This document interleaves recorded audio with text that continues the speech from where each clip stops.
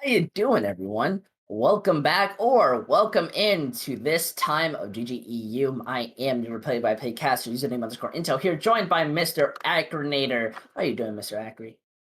Feeling pretty good, we just got to watch a Map 5 series. I'm hoping this one's going to be just as good. Yeah, we have, I believe it's pronounced Strammen and Burschen versus Renai crew. Apologies. But Mr. Acri, do you know what I love just as much as Overwatch? I have an idea. You have an idea? Good, because it's a shameless plugin. Because Valorant's been such a popular game recently. I've been having a lot of fun, and I'm sure the viewers have been too. And if you're interested in Valorant, Elo Hell has recently started up a Valorant channel, so make sure you go check that out. They'll be going to semifinals very soon. They'll be casting it. They're having Cairo and Kuza in it. It's going to be absolutely great. Two teams called Monkey Mode and Cute Kittens. After that's grand final, so I do recommend you check it out. Of course, after tuning into this stream, of course. But either way, Mr. Acri, how are you doing? Especially, we just came from a very good match, but now we're going into an even better one. Two different teams of the Advanced Division ready to take home a win. Yeah, I believe Advanced is what, like Masters level play. So I'm expecting, the bar to be set a little bit higher. Both of these teams are 3-0. Here you can see the players on the screen that we're expecting to see in for this first map. I don't see if we were given the first map that the teams chose, but we'll figure that out shortly. Regardless. And not just yet, but I mean, come on. We're going to control first. Both of these teams really seem to love Lijiang Tower, and that's why they pick it. It's an amazing map. We just left off it. It's almost as if, it's scripted, and we have these teams go back so we don't have to switch things out. It's just that simple. Yeah, well, either way, for those of you who didn't catch the previous game, Lijiang Tower is a very diverse map in terms of the meta that can be run.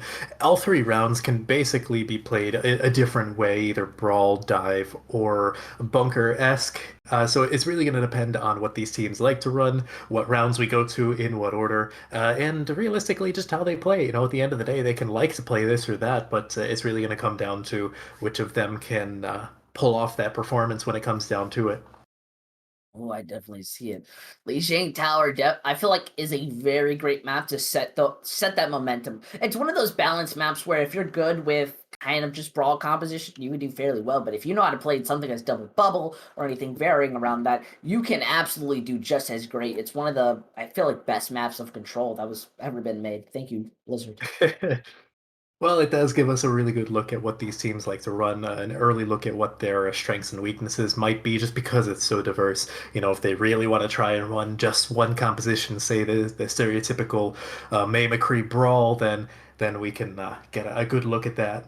Otherwise, if they like to switch things up, then there's plenty of room for them to do so. It looks like we'll be getting into the game right about now, and it looks like Control Center will be the first map that we are going to.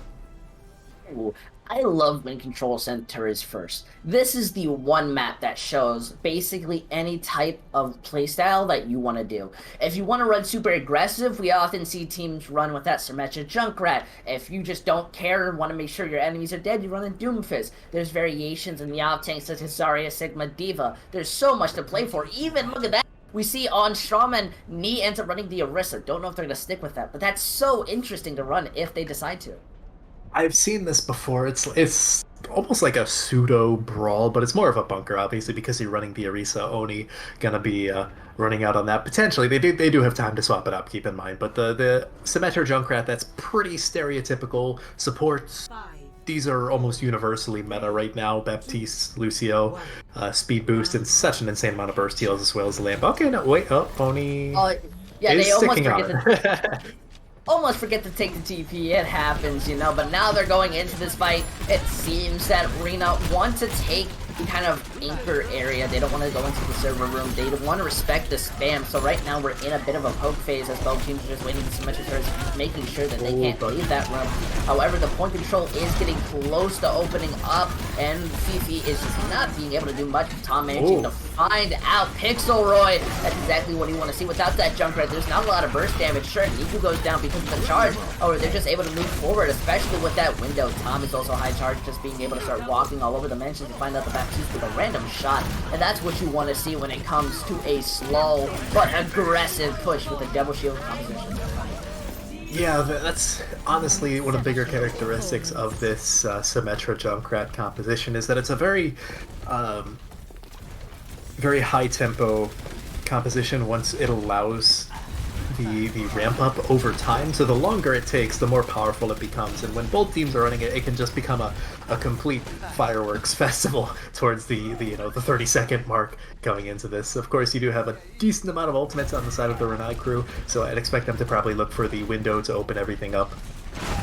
Now look, already using that Fire Strike, Fight has the Riptire, is going to be preparing to use it, but taking the offing of the teleporter is placed on top of the shrine, forcing the attention of Strammen just around the corner, and now they're just looking, but the deep pressure is going on to the Junkrat at 47%. It's barely being able to survive, and now popping out that Riptire with the Immortality. Nico managing to trade out, and they're getting value from it. They're just making sure that they're putting in so much spam. The double shield allows them to take less of it, so everyone on the crew side has to play more faster, but they're just not being able to.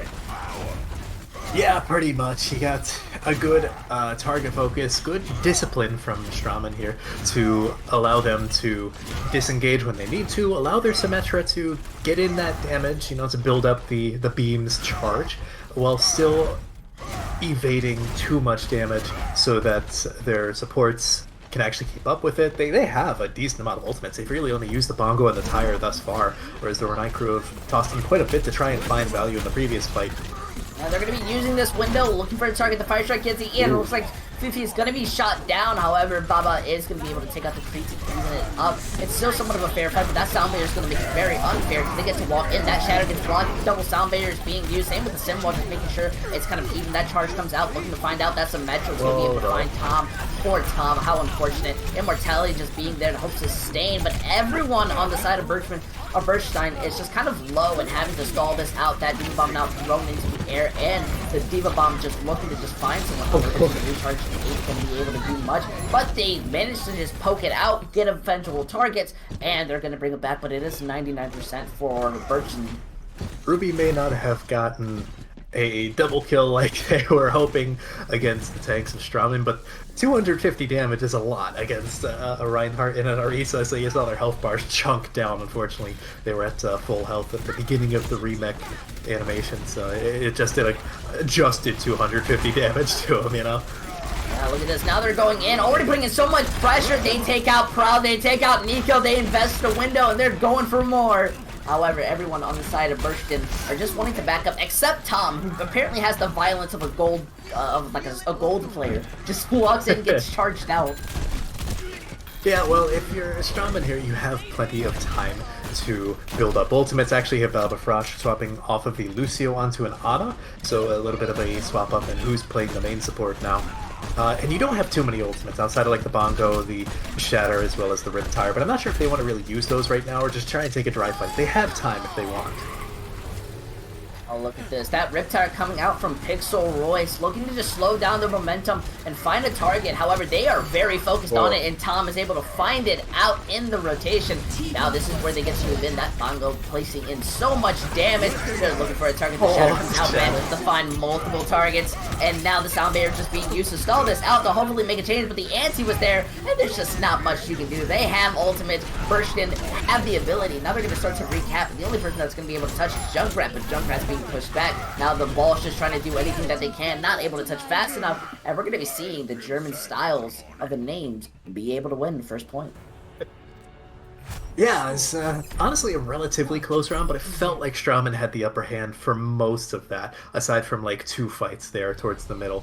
But now coming into this night market, expect still more Symmetra on the first push.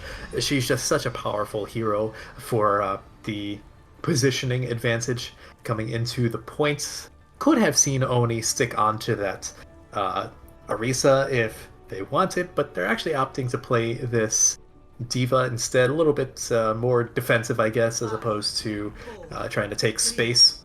Renai crew actually opting completely out of a Symmetra and going for more for this like Wrecking Ball Pharah composition. So they're gonna probably look to displace a lot of the Strammen's frontline and single them out. Honestly, it feels like they don't even want to risk giving the enemy any form of charge, rather just taking the fight to them. It's going to be a slow phase, but that Pharah is going to be able to put in so much damage. Like, look at Neith, already down to half meg, Proud being low, and Nico's being antied, so now they just have to play slow while this Pharah is just taking the off angle. They're making sure to watch their sight lines, though, doing an amazing job of pressuring off this Pharah. They now capture the point, so it's all up to Rena to start putting in pressure, or that ball just immediately goes down. Fragger not being able to really get in without being stunned to oblivion. Yeah, ironically, we saw the Pharah on the previous game as well, where Lijiang was map 5, and the Pharah there was having a lot of difficulty finding a good angle against the McCree. Here you have Pixel Rory actually doing a really good job of making sure they're not overcommitting, allowing themselves to be picked off. They might take a little bit of damage here and there, but they're probably not going to get picked off, which is honestly rather crucial, especially because now they have the barrage. That's probably going to be an engagement tool for Renai crew. Yeah, the immortality gets used, and now it's gone, and look at that perfect rotation to be able to find. Does manage not to find anyone, but it splits them up. Tom able to find 2, shuts them down the window, making that space for them. Everyone else on Arena just not being able to walk in. The D.Va's still alive, but I don't think they're going to be able to win that. Yeah, it was a little bit unfortunate. It felt like there wasn't too much follow-up on the Blizzard, because a lot of damage was done. No kills were found, or no final blows, rather. Oh, and it's still coming, High Noon, to finish out the Pharah Mercy. Granted, Renai crew still have time. They can push in with their nano boost onto probably, I don't know, the Pharah or the McCree, maybe Ruby plays on the D.Va. Probably not the Wrecking Ball. It's kind of an awkward target to nano boost, whereas Strammen don't have too much in terms of offensive ultimates. They're going to have the defensive ultimate of the beat to sort of sustain longer and bring this to one-fight territory, but it's going to be difficult for them to find kills with their ultimates that they currently have. I do agree, but look, Ben has the High Noon and is looking prepared to use it. Fragger does go dangerously low and has to kind of back up. They have 3 ultimates on their side, so they have the opportunity to kind of just move in. Look at that Simwall from Tom.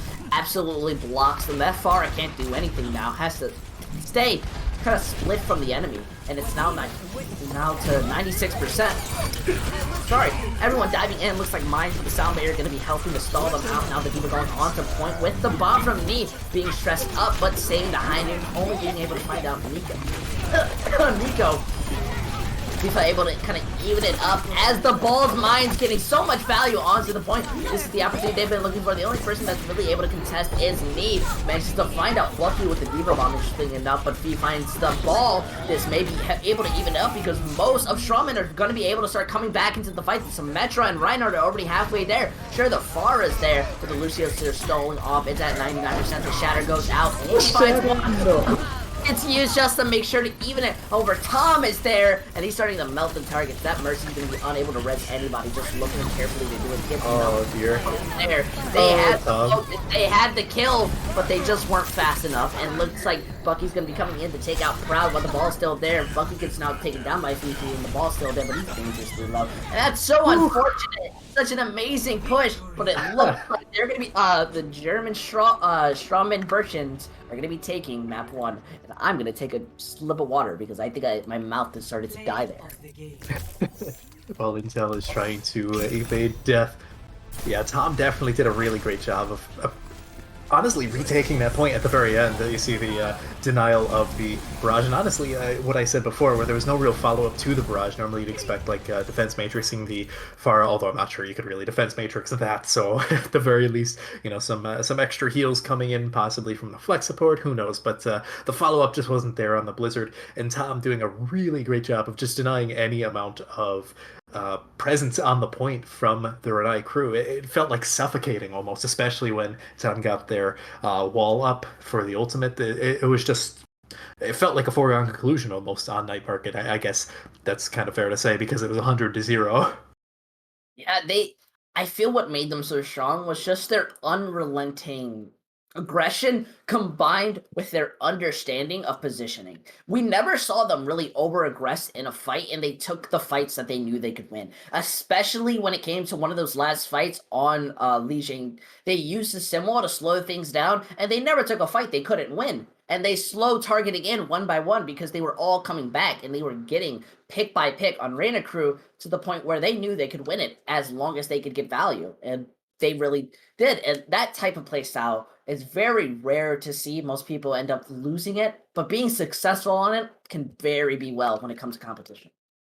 Yeah, definitely. They understood their win conditions and how they had to get there because Tom playing that Symmetra, like I said before, it's a very ramp-intensive hero and style of composition that they're playing. So the longer they can draw the fight out, the slower it can get, the better it is going to be for that Symmetra. And as we saw, Tom got play of the game, did a ridiculous amount of damage, got a ton of kills, and just so much value for their team that it really allowed everyone else to kind of breathe a sigh of relief and do their job, whereas Renai crew really couldn't breathe at all. That was kind of the story of the entire map of Lijiang. Speaking of maps, though, we are going to Eichenwald for the next, so a little bit of an interesting switch up here. We haven't really seen Eichenwald in a while, at least Intel and I. The last couple games we've casted have all been King's Row or Blizzard World, so this is going to be exciting. I don't know why people don't play this map. This is, I at least for me, this is by far one of the best designed maps. Sure, that last point can be hell for attackers because the defending spot is so close back, but as long as you have target focus, which your team should have, you're basically good. And the map just has so much freedom to run that far. I think Reina crew are going to be attempting to do that. Possibly, yeah. We did see them attempt the Pharah. Honestly, did pretty decent in terms of the rotations from the Pharah, the positioning, which is rather difficult to do, especially when you're trying to face down the barrel of a McCree's Peacekeeper. But as long as they can pump more resources into their Pharah, give Pixel a little bit more oomph to the burst damage, then who knows? Especially if they decide to play something like Azaria, just bubble the Pharah, let them get a good barrage off without having to worry about being melted one way or the other. Yeah, that's pretty fair. Look, we're already seeing the compositions come out. It looks like the defending side just wants to run this brawl. Going for a double flex support, I can definitely see the understanding and kind of play style of this. However, I always have an issue with this because you're sacrificing mobility and defensive ults for just kind of aggression and more healing. Their credit, Proud is playing. Baptiste is like a hybrid between a flex support and a main support, so realistically, they do have the consistent heals that they need, and they're going to have a ton of burst heals. But yeah, they are going to be missing that traditional Lucio that you normally want for like a Reinhardt composition. So I think they're just looking to be as sticky as possible. Rory is going for that Echo play, so we're seeing a little bit of aerial stuff. Double bubble coming out from Renai crew in general. The one challenge here being that they're not running the Brigitte, they're running the Mercy for the pocket onto the Echo. So they're going to have to play a little bit more carefully. Specifically, Tuxfragger already getting anti-gated, probably going to have to wait it out to engage. Yeah, they have more than enough time, but oh dear, Wall is just going to ruin your day. Has to use the jump just to escape and go on top of the bridge. But that means you don't have anything to start to engage, and they're just still at this show. Look at Fragger, now gets bubbled and slapped. Just trying to escape, is doing half of their gameplay, just sleeping on the job. Now the sun goes out, blocked by the bubble, the Maywall being able to deny most things. Nico does get picked out, though. They're finally making way. Double flex, of course, does not always mean more survivability, as Fifi gets shut down by Ben, and the Stickies manage to finish off the Ana. It looks like they're going to be able to cap this point. Yeah, that was really patient play, despite Tuxfragger needing to use their jump pack multiple times to disengage. Like I said in the previous game, that's exactly how you're supposed to play this double bubble. It's not really meant to engage with the jump pack, because you don't have anyone to really engage with you. It's not a dive composition, it's more of like a pseudo-brawl. So, as long as Tux could stay alive, which he did, that's going to be so much value and tempo not lost to waiting for respawns, and especially building up the support ults. I mean, Bucky already has the nano boost. Oh, okay, well, yeah, that's going to slow things down. Tom's able to find out Pixel Roy, who has the copy for the upcoming fight. It looks like they still just want to wait out because the answer grenade just hits Fragger. He's just going to run out of there. Interestingly, we do have STRAMMEBURSCHEN actually swap over to a more traditional dive composition with Fifi over to the Hanzo now as opposed to the Mei. So they're just going for like pure melt against Tuxfragger in particular.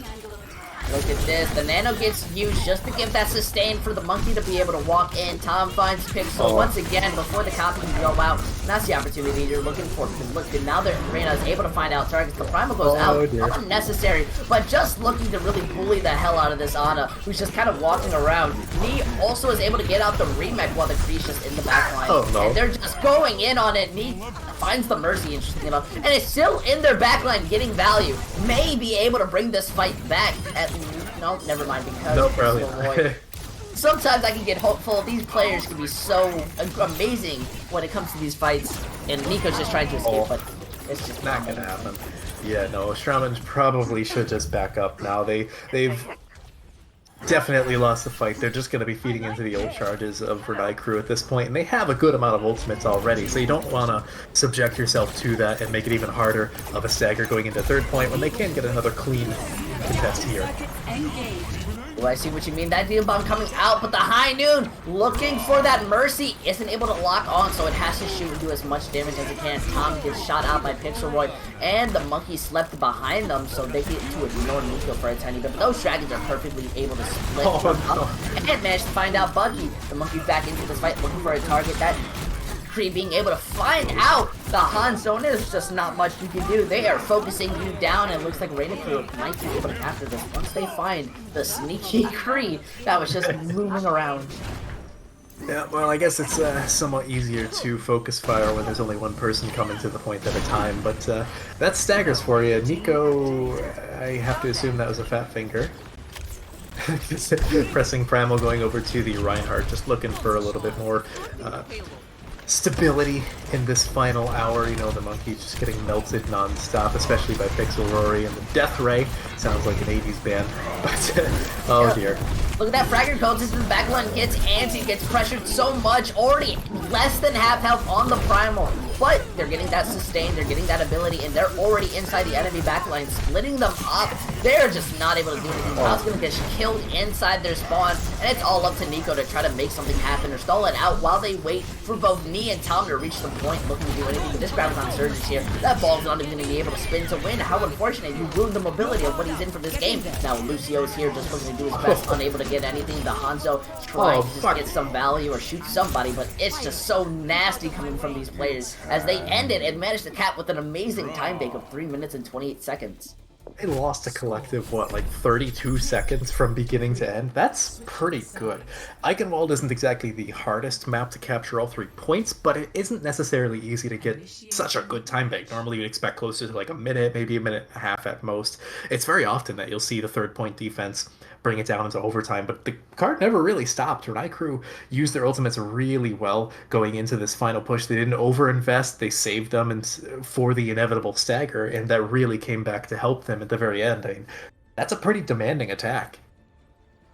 I definitely see what you mean. It seemed that they had a bit of a struggle trying to go up against the Echo, or at least the patience and diving of Fragger. We never saw them really kind of melt the monkey, even when they were paying a lot of attention and focus to. And that's going to be a big issue coming into this defense. So they're now running to run a... I really hope they don't run out with the Genji Hanzo. I'm as good as I love the Shimada brothers, I just don't think Genji works well against this composition. No, definitely not. The only reason you'd run it is maybe if they're running like a Ryan Zarya as opposed to the Winston Zarya. They're on attack, so they can swap however much they want for the next 10 seconds. So don't take anything they have too seriously. But Renai crew, we have a better idea of what they actually want to run there. Opting for the Ashe, not too surprising because they have a little bit of range on Strammen here. Gonna have a little bit more consistency in the mid to long range than VP on the Hanzo. They're actually going with the Genji. Yeah, I'm not sure how long they're gonna stick with that. Maybe a fight or two. Give it a go, you know. But otherwise, oh well. He just instantly gets shut down, and the Genji's already anti, not gonna be able to be healed while already so low. Testing with Fate, the monkey's gonna be able to back out. They managed to find out Nico, so they just don't even have a chance to start engaging. Very curious to see why they would run this Genji, because they didn't scout anything out. Okay, well that might opt to the swap, because 40 seconds into it you have less than 20 ult charge. Maybe go for a more traditional pick here. It's doable, but I mean, who can they even blade like when they get there? Maybe the Ashe maybe the Ana. The Zarya and the Monkey are too tanky, the Mercy can just fly away, the Echo can just fly away, so it's going to be very difficult. I guess Tom is just going to be on permanent Ben duty, taking out the Ashe, I suppose, but he needs to get into close range to actually find that value. Unfortunate, Knee was caught out of position. Pixelroy just uses the stickies and shuts them down so fast. Now look at the entirety of their team just wanting to back up. Without that bubble from the double, they're just not able to do anything. Yeah, and again, it's just going to be awkward for Strammen. They really only have the Nano Boost, and that's the only thing they're remotely close to. If they're trying to build up to a Nano Blade, that's going to be a while. Renai crew has... They're sitting pretty, you know, they just can casually toss out ults. Yeah, Fragger gets that Nano, is going to be able to walk and manages to find Fifi, and now they're just continuously starting to poke. No ultimates coming out of the side of Strammen. Nico does go dangerously low, and Fragger has to kind of escape because they were dangerously low. But still, we're not seeing Strammen do anything really. They're trying to build up to their win conditions, but they're having a lot of trouble doing so. Now with the Nano Boost, they might be able to give Nico some abilities to work with.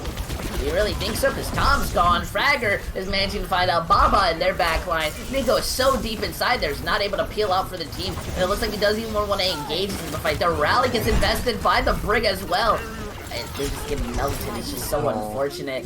Tom is still barely halfway up to a blade. He's not gonna have a nano or anything. I don't know for how long they really want to stick onto this Genji.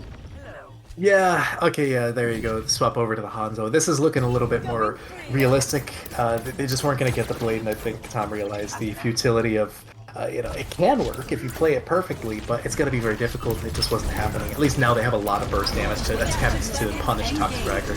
Graviton Surge gets used, and the copy, placing a bubble on top to save the team, but Fifi is able to find out that 2K. Looks like the swap was what they needed, especially with the ultimates. They're going to be able to capture this point, finally, after they finish out that Mercy.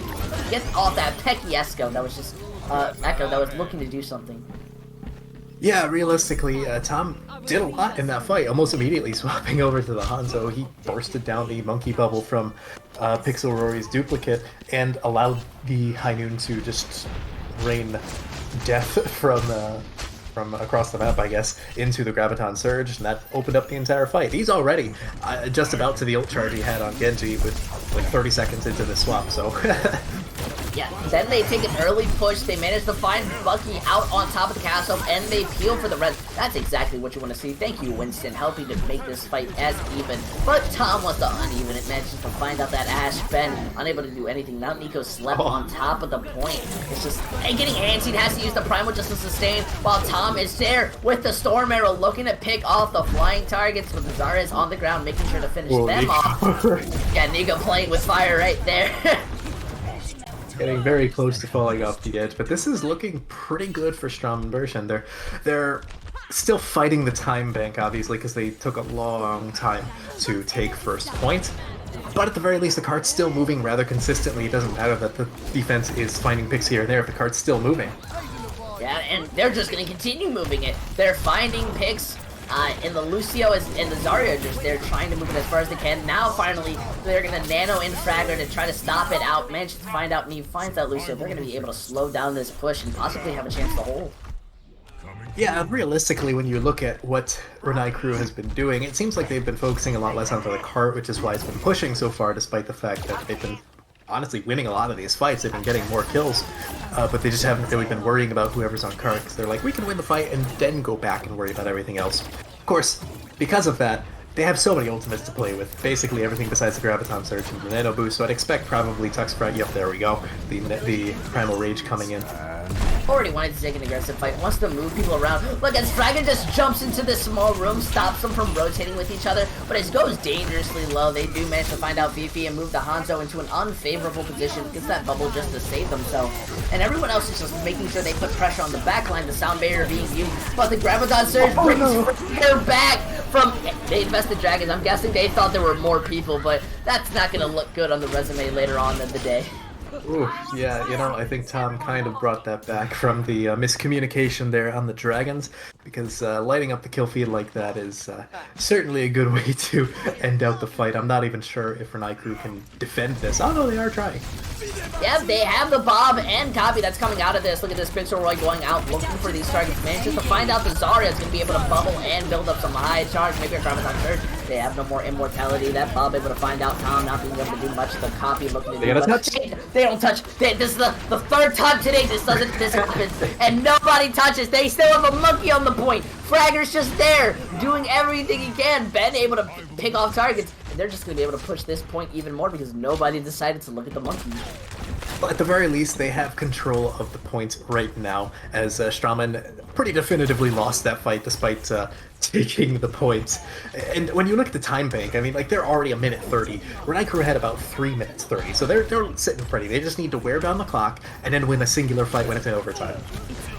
Look at that, they get out Fifi. That's going to give them the ability to try to kind of hold this. Tom also gets picked out in the initial dive. Ruby plays looking to just also kind of melt down this monkey who has to escape. Everyone on Strammen is just needing to die right now so they don't get staggered anymore. They look so scared. That was a very intentional reset from Nico jumping off the map, but it just looked funny from Ruby's angles.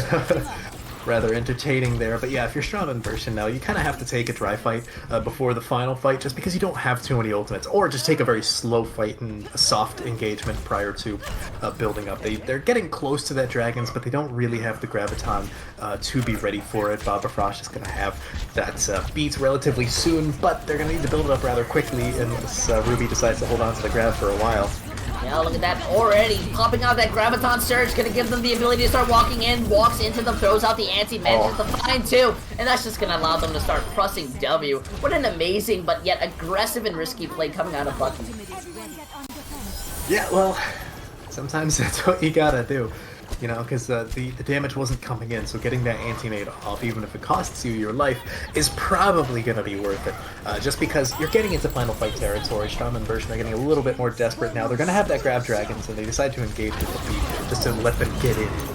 Nico being able to find out that Ash Pictura gets the Lucio, so unfortunate! And that dragon's being used just to make sure that everyone who's on point gets split. Copy's still there. They're coming back with just really a Shatter and a Nano for this next fight, while Reina doesn't have any ultimates to contest against that besides a Nano, so this is still a high possibility to cap. Possibly, yeah. However, this is already going to be a draw or lose scenario for Strammen Burschen, so they really want to get it to that draw scenario. Oh, let's just see how it goes, as now they managed to find out that Mercy, the Nano goes on, but the Shatter, the Nano, he's just gonna ignore the Reiner, go for Bucky in the back, and it's just gonna continue pressing Mouse 1. You don't want none of this from Nico, because only a mate's gonna be able to touch, and they are being able to bring this back, managing to cap with no time, so this is all gonna be up to Reina crew to cap with one tick for about 3 minutes and 28 seconds, and I gotta say, that's a scary situation. That's basically the first push minus one good fight. So this is going to be like 5 or so fights that Renai crew have to take a singular tick on Eichenwald. And keep in mind, they did that in like 1 or 2 fights last time. So this is looking rather intimidating if you're Strammen Burschen. You got to really pull yourselves together and have a stronger defense than you did last time. Yeah. Strammen just need to play kind of at a very more faster pace to not run out these risky compositions, because when they got their momentum running, they did fairly well, but Reina's doing an amazing job of splitting them up and getting out these early picks that just end them. And I feel like when it comes to this first push, all they're really going to need is for Fragger to jump the backline. Nobody's going to pay attention to the monkey, and then Pixelroy is just going to throw in the bubbles, and we all know how Echo's abilities work. It is devastating. Yeah, well, that's what happens when Renai crew's been playing this double bubble honestly ridiculously clean. Like, Tux Fragger has been going in way deeper than he has any business to, and then getting out of it alive most of the time, and that's honestly crucial to allow for distractions, to allow for the Echo and the Kree and everyone else to just find so much damage and clean up these fights way quicker than you'd normally expect. So I'm not shocked that they're sticking onto this double bubble coming into this.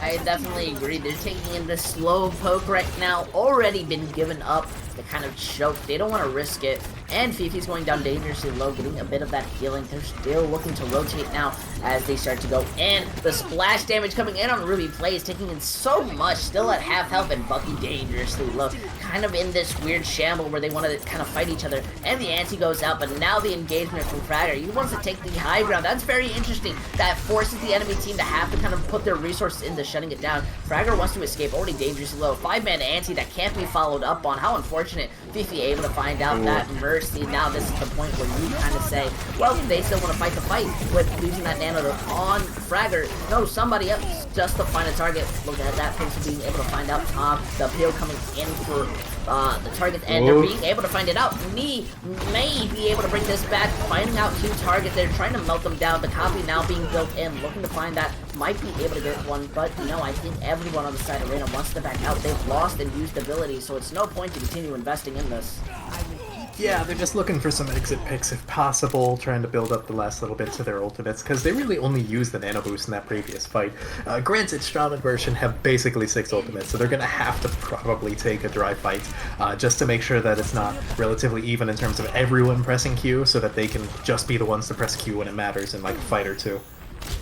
Now let's see. There are about 5 coming up in 6 ultimates on Strammen. Look at that. They're going to be using the Graviton Surge while Ben looks to use the High Noon on an off angle. They don't really manage to find anyone, but he manages to find Tom. They don't pick off anyone from that Graviton Surge, but they still have a lot of ultimates in their back pocket that look to do something. The Shatter comes out. Only being able to find one, but now the Copy's here, hoping to even things up. Baki ain't going to be there to help you, and same with Ben. The charge comes out to the Sound Barrier there to sustain the Counter Shatter now coming out.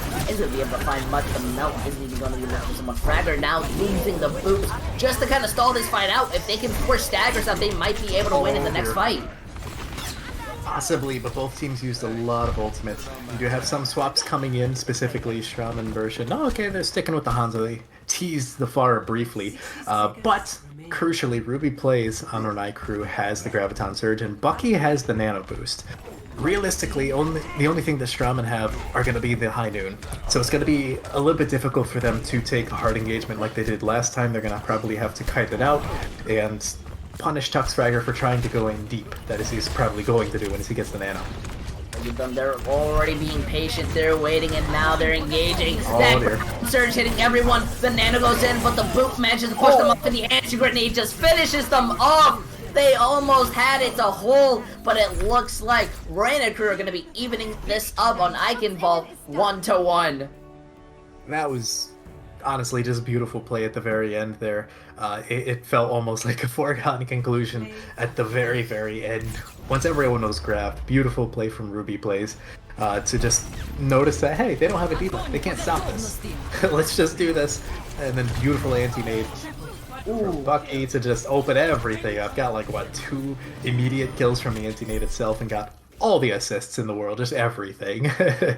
So. Yeah, Buggy's been doing an amazing job putting pressure on the tanks with the antis, making sure that even if it's risky, just shutting them down. However, we are going to go on a brief break while we wait for things to start setting up, so I do hope you enjoy and get ready to continue on for the next match.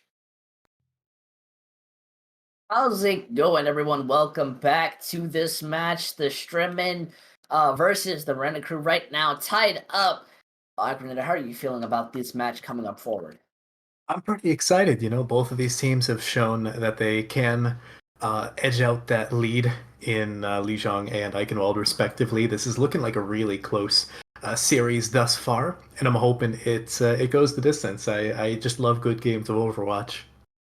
Ooh, especially from the fact that we're going on to Rialto, which is a map that you can be really held on both first and second. Third point, it's kind of an if, but I feel like Rialto is just one of those really fair escort maps.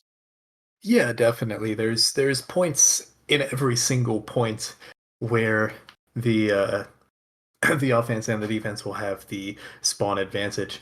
So there's a decent amount of capacity to hold on first, second, third, like you said. And there's also a decent amount of flexibility in terms of what these teams want to run. Ironically, that I think all 3 maps that they've chosen thus far have had that in common, where there's a decent amount of like, oh, we want to play this comp, but they want to play this comp, and everything kind of works. It more just depends on how they want to play it.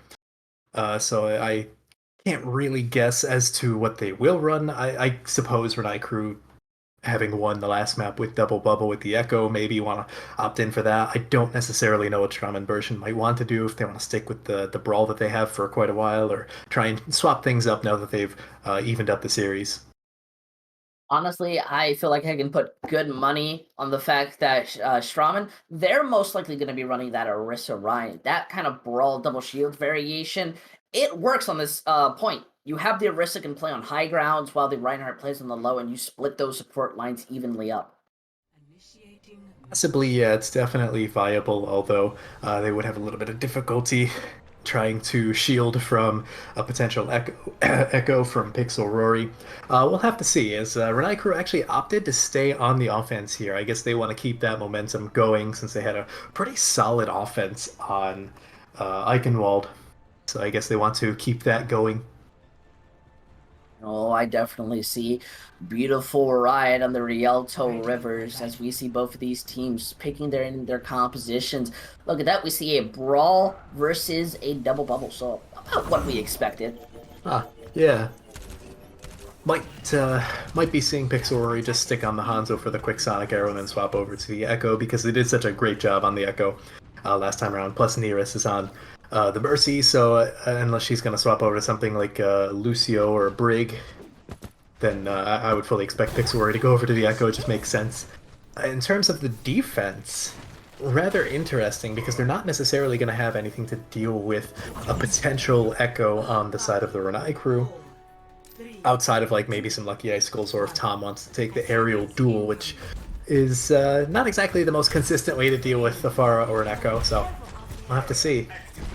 Hey, I have to agree. However, Reina Crew are going to be taking over this high ground. They have the ability to just move around, and it's all up for Strammen just to kind of take the rotations and play accordingly as they slowly begin getting into the fight. Like, look at Reina Crew just having in so much poke. They are throwing out dynamite, they are throwing out stickies, they are doing everything in their ability to start getting in this poke for the upcoming picks.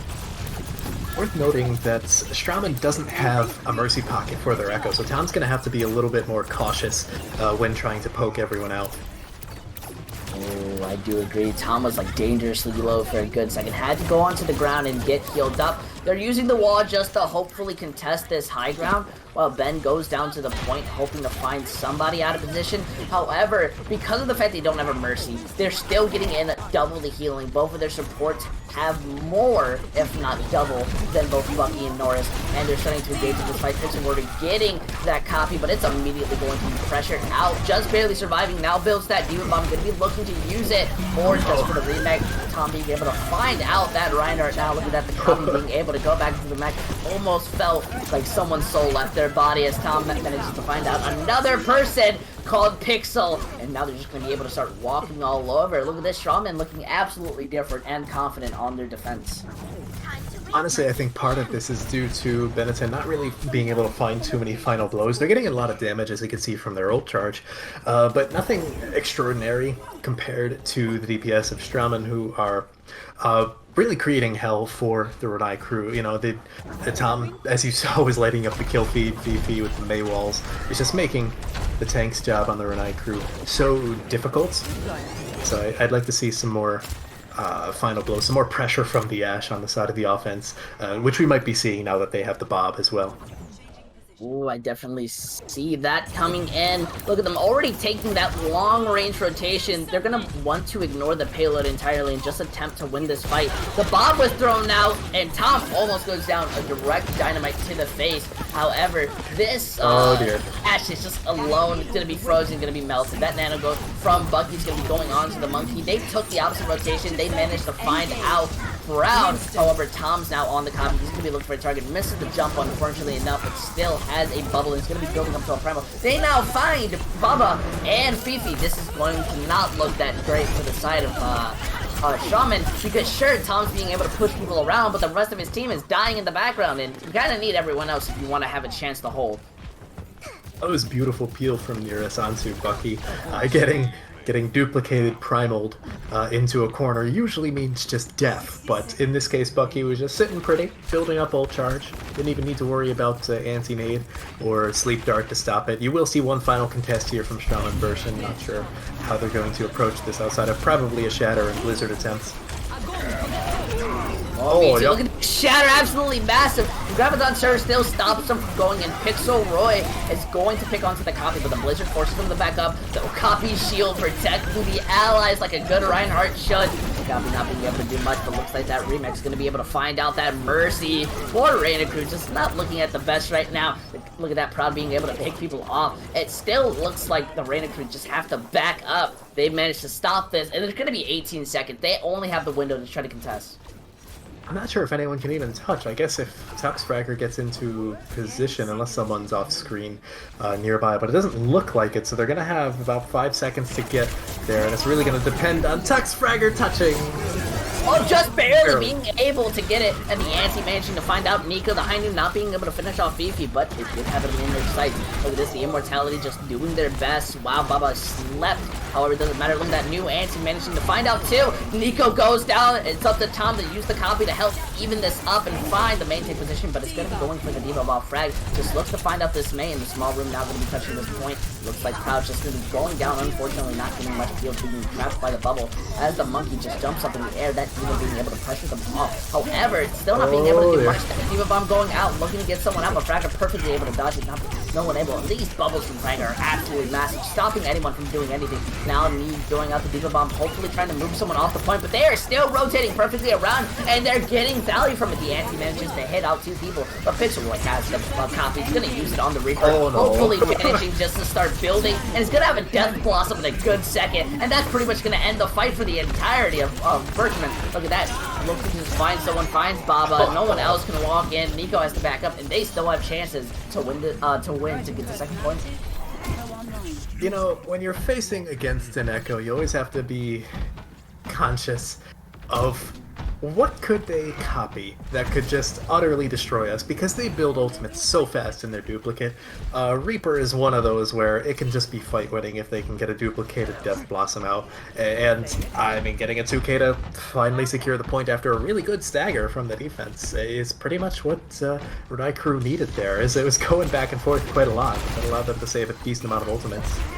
Oh, I do agree. We're going to see Nico also get Anti-Me being able to find out Pixel Roy. That's what you want to see. But the res does come out while they move this payload a bit further forward. Nico does get slept, so he's not going to be able to push in, while Fragger's just looking to boot people around and find some type of advantage. Now being able to force people off the high ground, especially that Hanzo goes dangerously low but is able to escape, and the Diva Bomb being able to find out too. That's what you want to see from Ruby Plays. The Hanzo inside the back line, but they're going to pressure him out. Doesn't even matter in the end. Zari is really the only person left besides from the Echo trying to do anything, but look at that. Pixel Roy uses the stickies and just ends them. Despite a very rough first point approach, it looks like Renai Crew is probably just going to take second point here. I'm not sure if Strammen even want to contest yet, or they don't. So, not the most incredible time bank coming into third point, but the fact that they got second point so quickly is a pretty good testament to this offense. Yeah, I definitely agree, because now when we see them starting to come up, they switch over to the Monkey so they can hopefully counter dive just as well as Fragger's been doing to their team. Look at that window being used, forcing any squishies just to back up, and for Fragger to play around that payload and respect him a tiny bit. BP looking for a pick, manages to demet that Diva. They're not going to be able to do much besides the Nano in the Monkey. Using the Dragons, interestingly enough, kind of flicks, looked unsure to where they want to use it. However, they do manage to find out Pixel and the Kree inside the room. This Monkey is still going very much after Proud. And they're just going to be able to finish it off. The Red's going back onto Pixel Boy, has the copy, but looks like they want to wait, or at least take out this Monkey before they attempt to engage again. Tom's still looking to just try to poke someone out. Bucky's just kind of annoyed. I think he's like, leave me alone. You're just going after me. I'm going to kill you in the end. Nico now using the Primal inside the enemy's back lane, hoping, I'm guessing, to move them out, but they have to use the Immortality just to make sure he gets back in to be safe. Yeah, a little bit of an overinvestment there, specifically from Tom and Nico. Tom got a little bit overambitious, has to respect a Mercy-pocketed Ana, especially when that Ana is Bucky, who's been playing out of his mind the entire series thus far. And then Nico kind of wasting the Primal just to attempt to save Tom, I believe it was. Using the copy, Proud gets down during that fight, and the Graviton Surge isn't able to get much follow-up. However, everyone else is just being able to start running on them. He barely manages to survive, but now that Diva Bomb's out, they have to rotate and hide from it. Wow. Fragger is just being able to dodge them. no. Gets killed by the remake. That's what you hate to see. And they all have to start backing up. What came from almost a full hold, this is now going to last point, and they have no one that's going to be able to touch besides from the ball. And now it's just up to who can get picks. Tom goes down, Nico goes down. They still have the nano. They're going to use it on Fragger just to survive. And they anti the Kree, who has the high noon, not going to be able to use it in time. Now they're just looking to try to focus with that Diva on point more. And now this maybe knows going to keep on and the Remix managing to find out Tom. That's even worse what you want to happen. The high noon managing to find out Nico and the Remix. So there's only going to be a baby Diva left, and they're not going to be able to do anything because they managed to cap with about 24 seconds. And that is the best what you can see from Renai crew. That was honestly making the best of a somewhat awkward situation. They didn't have a ton of ultimates, and Rialto third point is rather difficult to push into. It's very common that it gets into a very low time bank, as we saw here. It's like 20-something seconds, but even capturing with time is pretty respectable because they really only had the nano boost and the duplicate going into that final push. And they made the most out of it. They captured point, getting the duplicate onto the Diva, allowing for one bomb kill and one remech kill. I'm sure Pixel's happy with that one. Bucky just causing a ruckus from the backline of Renai crew, basically over towards the choke point, just chucking in anti-nades left and right, got the nano boost onto Tux Fragger. That's all you need, you know? Just let your monkey do his thing. Tux has been quite nasty on the Winston, in all honesty. And then Pixel... Oh no, I just want to say, I wonder what Reina's comms has to be. I do know, at least from my experiences, a lot of main tanks, when they play Monkey, they get really into it. They start making noises, and I'm just wondering if Fragger's just in saying ooh, the entire time. It seems a little bit more coordinated than that, but we may never truly know unless this team wants to publish their own comms check, as it were. On the offense, seeing a few players still deciding. It looks like we might be seeing a traditional dive. Have a few seconds still to swap it up. Now we're seeing a Reaper McCree. Interesting. I guess they really are fearing the monkey, as it were, because Dux Fragger has been harassing their backline one too many times. No, okay, they swap off onto an Echo. That's a little bit more common.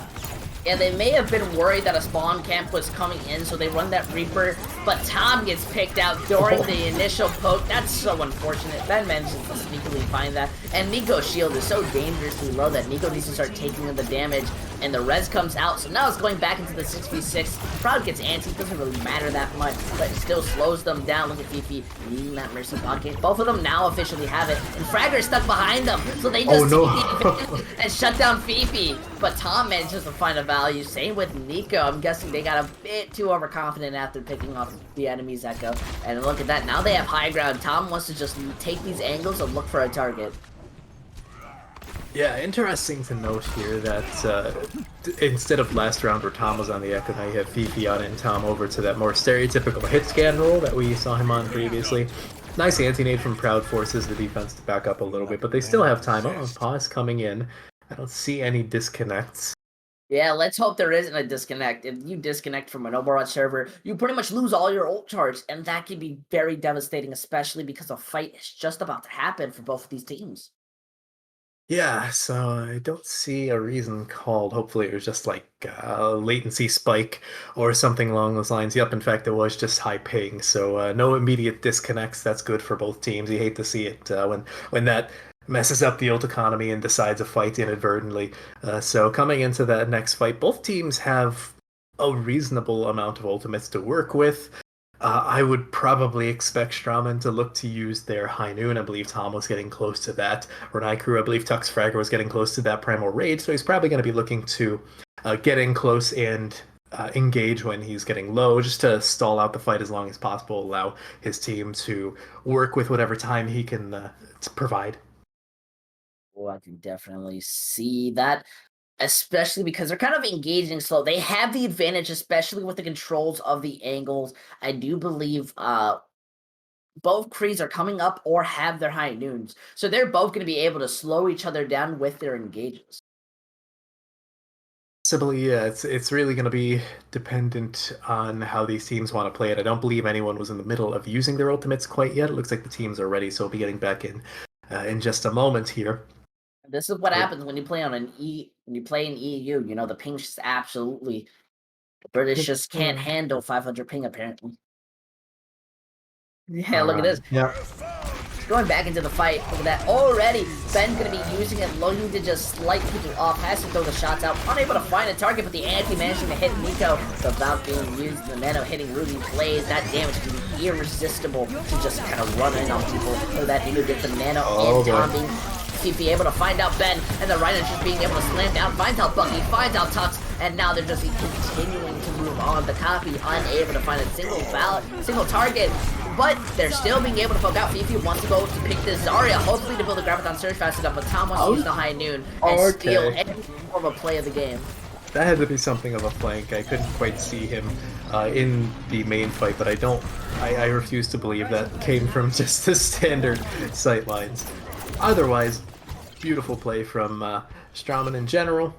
They got first points with a reasonable amount of time to boot, so they're going to have some time to dispose of in rebuilding their ult economy, although it's not that bad to begin with in this Streets phase. Well, I definitely see what you mean. However, Ruby does have the Graviton Surge. I feel like it can be very powerful against this Brawl composition. If Proud gets caught out, this could end the entire fight. And he goes in for the initial boot, kind of wants to control the high ground, but it's just unable to do much. So they just want to kind of rotate, kind of take their time, you know, see where they're going.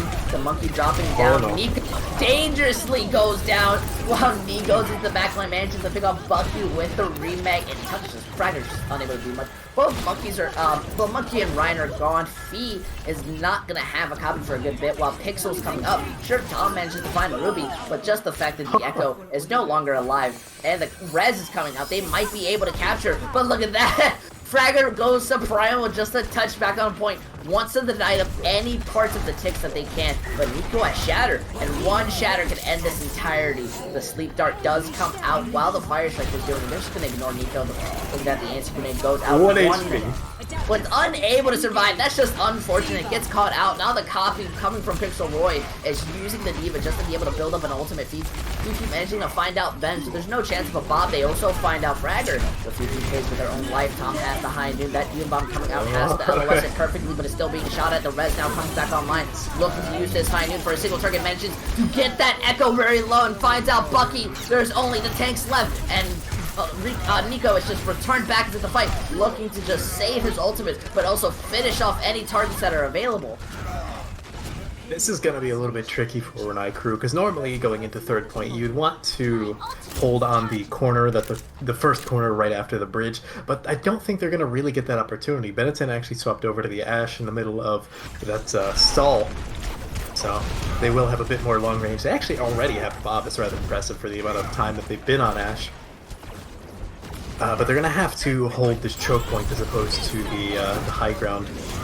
Now look, that bubble going in immediately splitting them up. Proud gets found out. That's so unfortunate. Same with Fifi. They just have to start backing up, but I don't think they're going to be able to escape. Nico just barely manages to hit that wall, uses the shield to bail him out. However, it looks like Fragger just wants to start staggering people, just playing down a very aggressive positioning, while Strammen have about 4 ultimates coming up on 6 when it comes to Tom. Yeah, however, Renai crew finally do have that positioning if they want it. They can hold that that corner on the high ground, which forces Strammen to take this a little bit of a weird rotation. It is risky because Pixel can just throw and spam damage like that. Ooh, I see. Look at this. Already committing into the fight. The anti goes out, but Nee wants to throw out the Diva Bomb and perfectly rotate out of there. Tom is dangerously low, but Fragger pays with their life. Nico now uses the Shatter damage.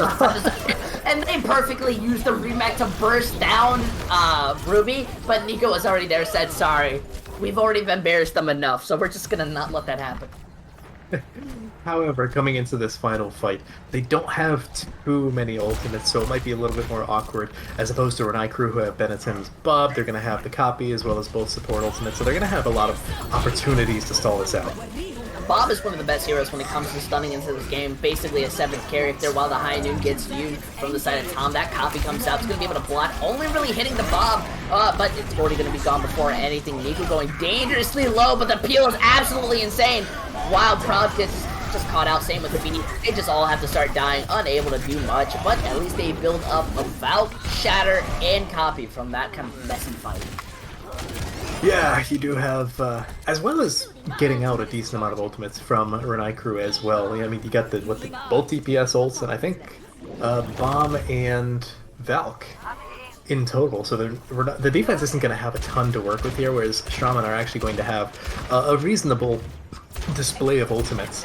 And more importantly, they still have time, right? They can still capture it with even an overtime, and they're going to have another attempt.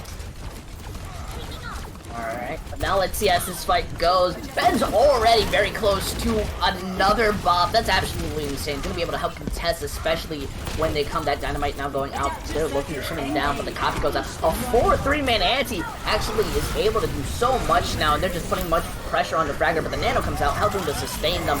The copy not being able to get much, however, he does manage to find fragger, and now they throw up the bomb looking to just get more value into this head. The nano helps sustain them. Mercy does manage to res, and the shatters the top of the Diva Bomb gives them space, and they find fragger. They still have an opportunity to cap this point with time, and yes, they do. They'll only be having about 30 more seconds, though, and that's still very big in the long run. Yeah, that's about one extra fight. Realistically, that does allow Strammen to defend first as well. They had a pretty good first point defense on the first time around, so who's to say if they can't do it again? You know, if they can hold it to like that first or second turn before it gets over to that courtyard by a first point, then I could certainly see this going in Strammen's favor. However, Renai crew has also been showing a lot of different looks, particularly in terms of DPS. Thus far, Benetton's been swapping around to different hit scan here and there. So it's hard to say that they'll be able to predict exactly what's going to come out, especially if they decide to run out on this, which is a very, very heavy poke, burst damage-oriented double bubble. Oh, I do see. I feel like the double bubble's gonna help them a lot. They seem to know how to play around it. It took Strammen a very long time to try to break out of it, so I feel like when it comes to this attack, Strammen are just gonna have to play first. Don't give them time to set up or take the high ground. Pretty much, yeah. If you can allow this, these DPS on Renai crew, regardless of whether Benetton's on the McCree or the Ashe, honestly, similar results either way. If they are allowed to get up onto the high ground, that is going to be a ton of damage. Pixel going over to the Echo at the very end of it. It's going to be dueling with Fifi and Tom in that regard. Benetton just looking for long-range poke. Anyone who's really outside of the shields. Ooh, there's already a big kind of dynamite hitting out Nico, but the healing from Proud is sustaining them. The anti-grenade goes out, ain't able to really hit anyone, so they're still wanting to play a bit far back, but on the bright side, they are denying them from taking the high ground. Reyna has to just play back and look to push this payload as far as they can. The monkey gets stunned before they can even jump, and the bubble manages to save before Fragger can get hit with 200 damage of a beam. So that's what you want to see. But Tom is on the low ground, looking to just put in pressure. Manages to get 2-tap onto the monkey, but Fragger manages to survive, never dying, never going away, always living life to the fullest, while they still continue the slow poke. But something I kind of want to point out, it's just if we look at Tom's ult charge, it's going to be very close up to an ultimate. Both of these autos are going to have a nano boost, so it's a matter of how you use it first. Look at that. Oh, Nico. Dangerously low! The anti-grenade not being able to... It's enough. How unfortunate, but Fifi's able to even it up. Same with the red. The nano goes out onto Fifi, hopefully trying to just keep things out, while Ben is going to be coming up on the bomb for the last fight territory. They're just looking to do as much as they can. That monkey's nano's looking deadly, while Fifi gets that beam to depth, and everyone on the side of Strammen has to back up. They have no room to take any type of fight, and they're getting staggered. It's just the worst type of scenario for them. Yeah, Tom's probably going to get out, but I mean, Renai crew very well might just take first here. I'm not sure if Strammen can even contest, and they don't even bother, which might even be the better option considering there's still bleeding players left and right. Oh, yep, but now we're in overtime. This is where, if you lose any type of fight, you get off the point for even a second, you could lose this. So Strammen are coming back with basically 5 ultimates. I think if they just hit Q, they can definitely just easily win it. However, it's up to Reyna crew just to watch out what they do. Look at that. They're already going to be taking the high ground. They would have taken that poke. The Primal comes out to save Fragger's life, but he goes down dangerously low. That's very scary. However, the high ground is controlled by Strammen, so they just want to be a little careful. The Diva Bomb now going out, looking to find a target. Pixel like using the copy, but they get off. They were just split off by milliseconds, and they just weren't able to do anything. Pixel Roy had to use the copy just to kind of save himself from the Diva Bomb, but they were just a bit too far, and that's just so unfortunate because I definitely think they had a chance to win that fight. Definitely did, especially because Pixelroy even managed to find a kill with the Fire Strike from the duplicated Reinhardt, probably could have found a Shatter. Not sure if he would have found anyone, but he would have gotten the ultimate at the very least. But either way, pretty decent push. Like, not the best possible. I'm sure they would have loved to push a little bit further past that second turn to the very end of second point, but it's neither here nor there because now the win condition is set. Strammen have about a minute and a half to capture first point and then get, maybe a third of the way through second point, which isn't impossible so long as they can capture first point. But it's not necessarily going to be easy to get that first point to begin with.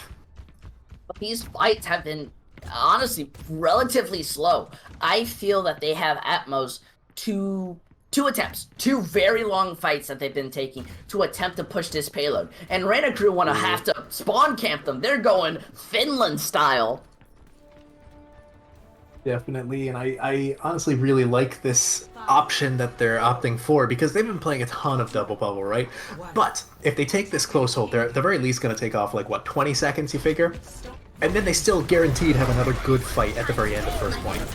They're already using the May while they managed to find Abba in the back. The anti-hit fraggers, he's just gonna hold shield and kind of wait, but now they're just starting to immediately fall, and Fifi does find two. That's what you want to see coming out of the Echo, and that Ryan manages to countercharge, but it's gonna pay for their life. However, they still have the advantage because Me is alive, at least with the mech. The May and Diva are just the last people there, and that's what you want to see. They did an amazing job of stopping the spawn camp. Yeah, now realistically, the clock is about where it was for Renai crew, and they still have another full fight with ultimates now. Because when you look at the difference between the shatter percentages, Tux Fragger is significantly closer. Probably going to have it within the very beginning of this next fight, as long as they can get close and force Strammen onto the low ground, which eventually they're going to have to once the car pushes far enough. That's shatter territory, and that's getting really dangerous. Well, that's true, but Proud is coming up on the high noon, and Fifi's gonna have the copy for this upcoming fight. Oh, but the stun! They don't shield the Baptiste, and Tom's just able to get a couple headshots on. He's able to find out that Creed. Now they've lost their DPSs. Nico just continuously to run in. That charge comes out, it gets countercharged. How unfortunate. Now there's 10 seconds on the clock. I'm gonna be real with you. I do believe that this is going to be a kind of stronghold where both teams just start throwing out ults to contest. Possibly, however, actually neither of these teams really have the luxury of just tossing out ultimates left and right. They're probably not going to contest first point because they have enough to work with going into this final approach of second point. You can just see the very edge of the box of victory there on the right side of the screen, not so much anymore. But I mean, Pixel Rory in particular, he has to stay alive. And he has to get a good blizzard. He can't get an 8 because that is probably the major condition for the defense.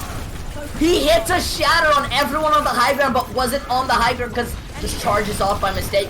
So that's just a bit unfortunate. Same with the Nano, but look at that, the Fifi managing to get that Creed going into the back line, immediately gets high noon, the Blizzard freezing them up, the Diva Bomb gets Fifi, and the Blizzard making sure to stop them from getting on. Tom tries to do his best to just slow them down. However, it doesn't matter because in the end, it looks like Renai Crew is going to be taking the lead 2-1 in this series. That was very dicey at the very end there. Could have gone either way. Allowing the Echo to duplicate a McCree like that is very dangerous because High Noon could just completely end the fight right there. Ruby, look at this bomb. The placement with the Blizzard.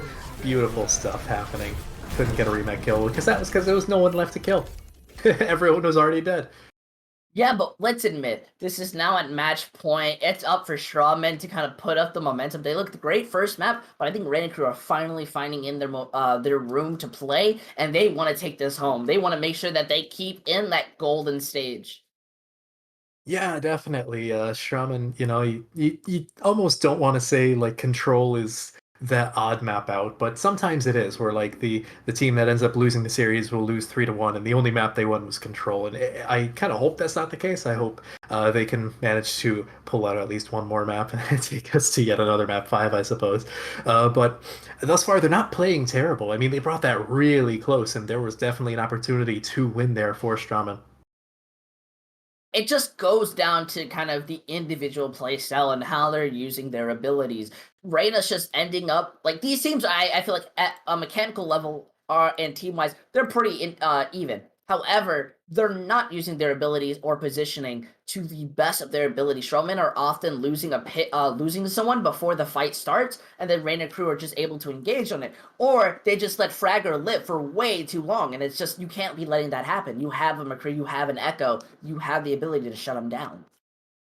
Yeah, Tux Fragger in particular has been honestly a very bright spot for Renai crew, despite whoever else is popping off for any given map. The main tank seems to just be doing so much work perpetually. He knows exactly how far he can push his limits before he has to disengage, and that really gives so much space for the rest of the team to work with. Whoever feels like popping off at that moment in time can then do so, light up the kill feed, get a good ultimate, whatever. And it really seems to be working for them. I mean, you saw at the very end there, even though Strammen got a really nice shatter up onto the high ground, pretty much everyone else was already booped off or didn't go up to the high ground to begin with. So Renai crew were basically just sitting there up on the high ground on their backs, not having to worry about any amount of extra damage coming in. And from there, they could just sit behind Tux Fragger's shield, toss in the Blizzard, toss in the bomb. That's the end of the round. They take Rialto, and they're now match point. You know, I see it. But now we're waiting on going to the next map. And that's going to be Control. Now, again, I always say this. Control, most hated game type. Everyone has a problem with it. Volskaya, Hanamura. It's Assault, yeah. And we're just going to be seeing kind of people think about it as we're going to go straight to Hanamura. Hanamura is one of those most hated maps because specifically of that second point. Nobody likes to have the ability to kill 6, but people stall it out and they just bring it back. Yeah, it's honestly one of the hardest maps to attack in. It's very easy to first hold and second hold, extremely easy to second hold. Probably the easiest point to defend is Hanamura second in the entire game. It's so difficult to get the momentum to overcome the defender's spawn advantage on second point. It looks like Renai crew will be defending first, so first time that is happening this series. I guess they decide they just want to end this one quicker than not this time around, if they can get a good hold. I feel like most teams pick defense because they feel confident in their ability to stall and make sure they can have a win condition open, but I feel Renai was giving the enemy team a lot of respect, and they wanted to see how far they could push themselves because they knew that if they pushed it far enough, they had a win condition still there. Yeah, plus this series is starting to drag out. I mean, all of these maps have been rather close, and as a result, it's been going on for a long time. I'm sure they would like to just have a good defense, end it relatively quickly, just be done with it and take their 4-0 and leave, you know? Yeah, but I'm a little nervous. I definitely could see Strammen running out the far. I feel like far on Hanamura first point is so dangerous. You try to go through that choke, bam, you're shot. Graviton Surge stops you there. The barrage combo, it's just all gone. Strammen's gonna have to play a lot more aggressive or have to play a lot more smart to be able to beat combos like that. Yeah, definitely the aerial assault on first point on the defense is rather deadly, especially because it makes it very awkward for any hit scan on the offense to actually deal with them. Ironically, we do see Pixel Rory on that Pharah, so Tom or Fifi, whoever decides to run out on a more dedicated hit scan, if they decide to do so, is going to have a tough time because they're basically going to be looking straight up at the Pharah, who can just then hide behind the giant gate, not really worry about sightlines for the most part, especially not have to worry about really anything in general if Strammen do decide to run out on this Reaper Symmetra composition, which I guess I wouldn't be too shocked because it's a very death ball-y teleport around the map, be cheeky composition, but I worry about their ability to deal with this Pharah if the fight takes too long. My biggest worry is specifically on that Symmetra. I've said it once, I'll say it again, I'll say it till I die.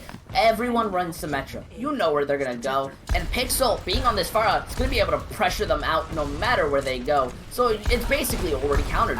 But they want to take the left side high ground. That's what you actually like to see. It's a very rare strategy that most teams don't really expect. So half of them are going to have to flank behind the point of, and the control of point has already been taken over. Pixelroy having to just back up, give them some respect. The Reaper there being sure to just pressure them out. Same with the Zarya. They break down the Immortal. Looks like Tom's going to be able to find out Fragger not being able to survive now. Same with Ruby. And this is exactly why you take that left side high ground. That's the one spot you never expect the team to run. And that's, you know what? I apologize for, complaining about the sim.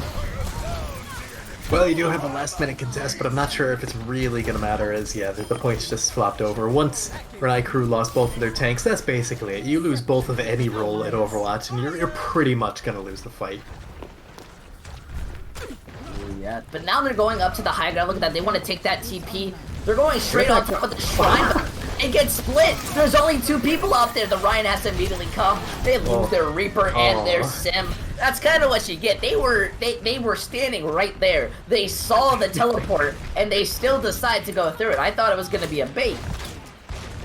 Yeah, I think they tried to get it up on top of the point, but the TP kind of glitched out there. Thankfully, we saw it from Tom's perspective, where it kind of hit the top of the little pylon there. Looks like they're going for a far left side teleport, left side on the attackers, yeah. However, how are they going to deal with this barrage?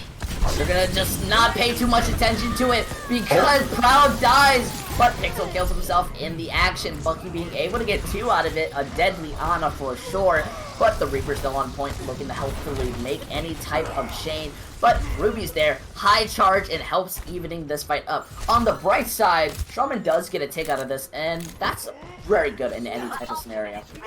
Especially considering they're just now getting under 5 minutes. Like, keep in mind, they took first point in a singular fight, which isn't exactly easy to do. So they have a lot of time to work with. I would like to see them swap the DPS up a little bit, at the very least the Symmetra, but at the same time they do have ultimates, and they have so much time. They could take this fight, swap off, and then passively get ults.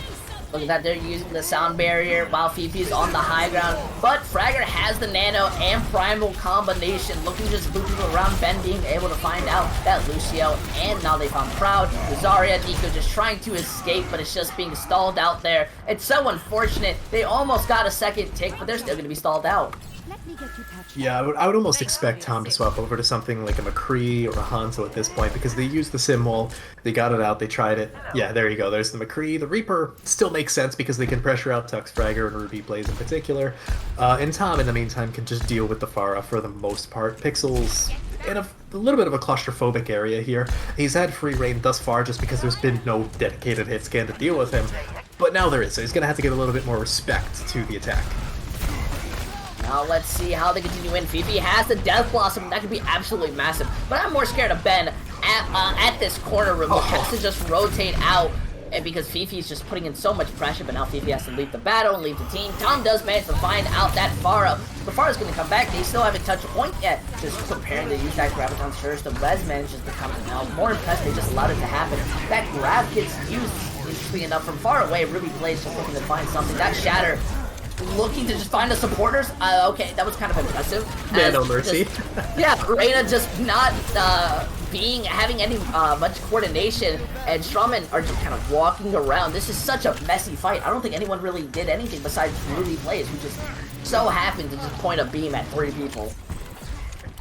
Well, I mean, it works at the end of the day. They're the defense. All they have to do is run down the clock and, if possible, make sure that Strammen don't capture fully. I mean, they're still holding them to 1 tick and like 56%. But they're doing pretty good with it. You know, now you have Fifi off of the Reaper onto the Ashe, so you're going to have Benetton with a little bit more contention, as well as Pixel Rory having to worry about 2 angles instead of just the 1. Granted, depending on where they push through on the offense, the barrage could be massive.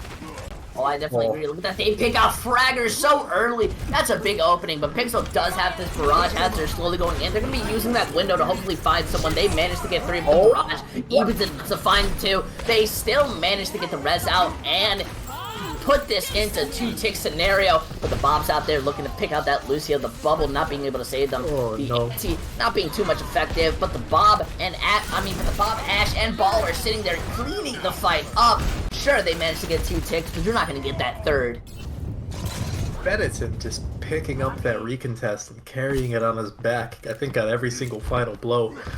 From there, they did give up the 2nd tick, but They avoided the third tick, and you got about just under 2 minutes remaining. This is a little bit more human of a time bank compared to like the 6+ minutes that Strammen had at the very beginning. Pixel Rory, actually everyone basically swapping back over to this stereotypical double bubble with the Pharah Mercy. Nothing too shocking. It's honestly been working. I mean, Pixel Rory swapped over to the Doomfist briefly, but otherwise he got 2 with the barrage, and that helped avoid a complete snowball. Yeah, look, the high noon top able to find out that Mercy in the air. Headshots Pixel Bob during the fall. That was kind of nasty. I feel a little uncomfortable after seeing that massacre. The Nano going on to the Zarya, hopefully just allowing them to be able to push in. The Mercy getting flicked in, the Sound Barrier sustaining them a little bit more into this fight. Just not able to finish out Tom. The Jerry's here too, and they're going to be able to capture the 3rd point at 59 seconds on the dot. And that's beautiful. If it was over a minute, that would have been more perfect, but my goodness, did you just see Tom get pushed around and to still live? That was honestly incredible, the amount of peel they gave to that one McCree, I guess, understand and enable your win condition, as it were.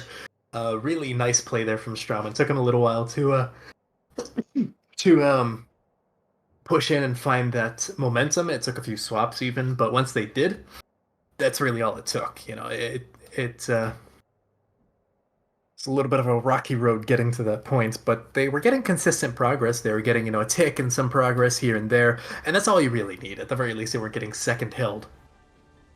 Ooh, yes, but now it's up to Renai crew to make the difference. Look at this. They're possibly going to be running out on this competition. I really like the Sombra. I feel like that enables their team dive a lot more. It's basically just dive, but with the Sombra, shadow dive, if you like to call it that.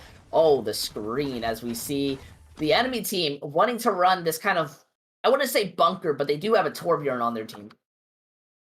Yeah, and actually they are on the defense as well. So my guess is they're just expecting some sort of flanker, or possibly just trying to passively deal with the Pharah. To excuse us briefly, folks, the feed went rainbow. I'm not sure if that showed up on stream or not, but it was certainly for us. Yep. You know, I just like to say, remember to support your local LGBTQ. They matter just as much as you. But either way, talking about just the brief compositions that we saw, I kind of like the Torbjorn. That does an amazing pressure, especially because they don't know that there's a Sombra. That's just going to be able to poke them out so much more than they expect. Yeah, inadvertently, it created a really good way to deal with the flanking Sombra. Even if they decide to stick onto the Tracer, that's going to deal with that as well. It's going to help prevent any hacks coming on to the backline. So depending on where they place the turret, obviously, if it's like right up in the front line, then it's probably going to just get melted down and not really matter. But if they place it creatively, say over like right behind the gate, so that the offense would have to like do a 180 turn to actually deal with it. It can actually be annoying enough where they just have to ignore it for a while, win the fight, and just worry about its sight lines later. In a sense, there's no way they could have known unless they happened to scrim Renai crew earlier that they wanted to run something like a Sombra potentially. But inadvertently, this could be a really good defensive composition. Now, it's all up to see how they do it. Both of these teams getting ready for the initial poke and for the initial brawl. Let's just see how they manage to bring this up with this. Ben wanting to wait. It's going to finally locate around side the point. They're taking their time and they're taking their the scout. Yeah, the scout was almost on point. But they do manage to find out the Moira. That's going to end their push. I don't know how they expect to kind of move in without both of their supports. But I mean, hey, I've seen worse games. You do have Benetton just causing a little bit of ruckus on the back of the points, having to, just actually reset, so they might even be going entirely over to more like what we saw before, where Benetton's probably going to swap over. They tried the Shadow Dive, didn't work, heading back to Double Bubble, because that's been working for them. Benetton going over to the McCree as opposed to the Ashe, but even so, Pixel Rory's going to have a tough time dealing with both a McCree and literally an aimbot turret. Now look, already putting so much pressure onto Pixel, not being able to really peek out, making sure to respect. This is why you gotta love how Pharah's play, while Fragger is making sure just kind of peek in every once in a while. But they are doing so much now. Look at that, being able to go in the stun, not being able to hit, but Fragger's being pressured out so much, not going to be able to survive this time around. An anti hitting out 3 Proud, going down dangerously low, but the there's no space being made for them, and Renai doesn't want to commit until they finally get a pit. But Tom now has a high noon, so the Pharah can't even move in without having the threat of being headshotted. Yeah, they really need to take out both the turret and Tom in general to allow the Fire Mercy to even push past the choke point. The rest of the team can, however, very cautiously, because Tux Fragger almost got taken out yet again. The Nano hitting on to Nico's gonna be able to start moving in. Ben finding out Fifi's gonna shut that down and get two. The Shatter comes out, hitting out Revy plays. That's going to end the push as fast as they want. This double bubble seems to not be being able to work out. I mean, they are coming up on about 4 or 5 ultimates, so they invest. They really just want to end their life, man. You just got to be so angry to do that. You just hate kids or something. However, the silver lining here is that Renai Crew basically has 5 ultimates outside of the Nano Boost, and that's going to build up incredibly fast. Whereas you look at Strammen, they have the Molten Core. That's about it. That's not really going to help you against the Barrage. That's not going to help you against the High Noon. Well, I guess maybe hiding behind the turret might help you against the High Noon. Fun Torb tech, that one, but I'm not sure how valuable it will be in the end of the day. That trigger already going out, that Molten Core hitting hard onto the ground. It's going to find out that Mercy, and they're just looking to shut down the amazing Primal. Managed to find out Proud, but basically everyone else on Renai Crew is just gone. They only have a minute left on the clock, and they're relying on 3 ultimates to push through this. 3 very good ultimates to combo, however, specifically the Grab and the Barrage, and at the very least, tossing in the Valk just for good measure, say, we're winning this, is probably enough. They have to play it correctly, and they do have to be careful now because now Strammen are coming up on some of their own ultimates. Nico's going to have that Shatter probably midway into this fight, as well as the High Noon. Oh, look at that. The High Noon finds Ruby play. The Gramaduncer still manages to get out, but Fee finds Fragger. It's now 30 seconds on the clock. That Pharah is just looking to do as much as they can. They really use the Valk just to kind of stun this out. The Bubble manages to enable the Red, and they're back like it never even happened. Fragger switching over to the Bubble, wanting to stick onto the Monkey. Interestingly enough, they have 16 seconds to touch, and I don't know if they have the ability to. Well, they do have Ruby plays onto the Diva now, so they're going to have a little bit more sustainability, I suppose, defensive capabilities on their tank line, but they still need to touch point and start to find kills, which we've been having a lot of trouble doing.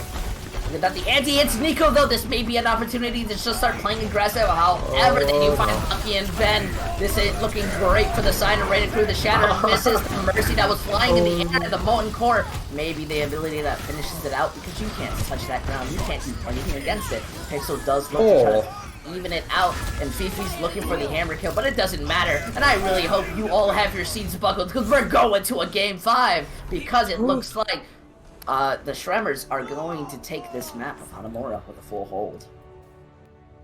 2 map 5s in a row, wouldn't have it any other way, I suppose, but really good play from Strammen there. Like I said before, it's very possible to first and second hold on this map. It's just such a hard map to attack in general, and it felt like Renai Crew had such a difficult time finding their momentum. They couldn't find the picks. You know, Pharah is very good on the defense, as we saw, but it's not exactly the easiest thing to push into, especially when the enemy team is running effectively double hit scan. I mean, the Torb turret's basically just an aimbot hit scan with very low damage, and then you have Tom just hitting their shots consistently throughout the series, let alone in this map, and that's really all it takes to just completely shut down the Pharah. They weren't allowed to exist past the choke point.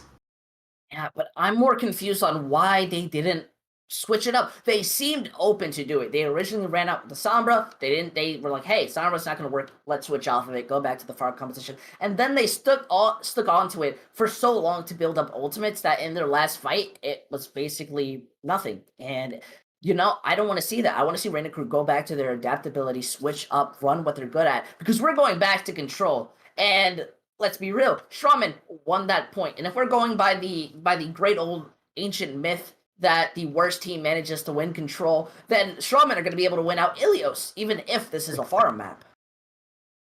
Possibly, yeah. It's going to be a little bit more standard in terms of the metas we'll be seeing, aside from maybe Ruins, where we might see some Brawl. I'd almost expect more double bubble. You can certainly get away with Brawl, but the double bubble seems to be the more common prospect we've seen in terms of compositions being played as of late. Can definitely see. I wonder how much we might see kind of an Orisa fallback, especially if we go into well. The thing about Ilios is it's somewhat of a heavy boot map, except when you go. No, I feel like in general, this is a very heavy boot map. So a team that understands how to coordinate and force a team to play in an angle where they just won't be able to do anything are going to be able to shut them down. Yeah, possibly seeing an Orisa on well. Heck, we could even just see flat out double shield on something like Ruins, for example, if they really wanted to risk that. However, neither team has really attempted to play the Orisa outside of like one brief fight in Night Market, I think, from Strammen. So either way, decent amount of flexibility, I guess, but not as much as like say Busan or Lijiang Tower. Uh, there's a lot more popular compositions that are almost like static for the time being on this map in particular. Yeah, I can definitely see what you mean, but we're just waiting to go into this map.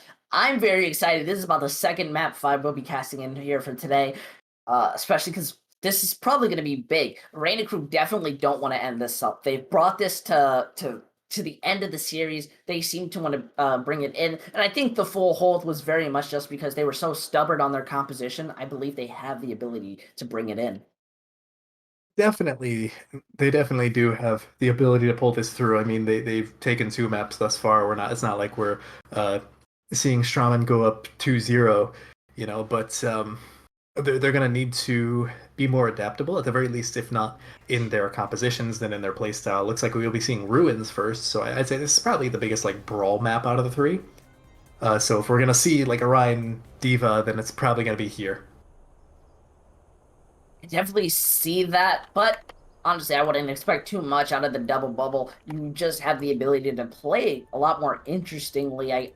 Well, not interestingly per se, but rather you get to control that mega health point that's by the tower, especially because look, that bends right on to the Sombra. If we see Nico play the monkey, you just bubble that, boom, deny any value from it. There's no way they they preemptively counter comp Renai crew again, is there? Because that would be hilarious. Unfortunately, I don't think that we'll be seeing that anytime soon. But when it comes to this push, it's basically double bubble with a Sombra Shadow Dive, if you want to call it, versus Brawl. So let's get into the last map of tonight. So they're actually running out with the Torbjorn that is inadvertently going to prevent a lot of flanks from happening. Expect to have Pixelrory and Benetton focusing mostly on the front line as a result. Yeah, they're already brawling right by this shrine tower. Monkey jumping in, kind of jump hitting top of the pillar. It's just unable to do much. While we see the Lucio just blink inside the back left turret, now gone. But the hack hitting onto the Torbjorn, not allowing them to have any value. Bucky somehow manages to find out Nico. He's rolling around at the speed of sound. And they're just going to be able to push in. But Strommers don't have their main tank, so they're a bit worried. And that Mercy's dangerously low, so I don't know how much they're going to be able to do. The turret's just being broken at every second. The Diva's going to get hacked, and everyone just has to go back to their spawn room and respect the enemy team a little more. Yeah, now that we're on control, the Torbjorn's going to have a lot more difficulty setting up properly, and as well as Renai crew going to have a lot easier time just diving onto the turret, focusing that down and be like, okay, now we can focus someone else down. I mean, you can see the complete difference in lack of ult charge that Fifi has. This is getting scary. Look at this. Ben almost has a Cole, almost has an EMP. The Cole Lesson's going to be used just to help them engage to the fight. Or it's not going to save Fragger from so much damage. They do keep it up by getting a couple picks, and they charge up their ultimates, building up that Doom Bomb, Pulse Bomb, and EMP, while the Torbjorn is just walking around, I think either trying to shoot or hammer kill people. I can't tell anymore. At this point, there's not much of a difference because neither is really working. When you're looking at Strammen, they're going to have a decent amount of ultimates, but how are they going to engage into this? Because if they say Nano Nico, Benetton can just pop his EMP, and that basically denies the entire team from really using anything. They don't have any answer to this EMP. They'll be throwing that Doom Bomb high up in the air, and they find out that Baptiste. Proud also gets picked out. That's just so unfortunate. They're going to be using the remech to try to poke out some damage, but their mech's going to go down so dangerously low in the combination. Now the Primal looking out. They're just trying to pick off Nico, not deciding to use the Shatter just to save themselves. And Fifi going down dangerously low. They're still bringing it back somehow. The fight's still even. even if the Kree's the only person who can necessarily touch with the Baptiste. However, there are still other people who are around the point who can touch and stall this out if they so choose. It's at 88%. This is one fight territory, and that Tracer is already there to try to stall this out as much as they can.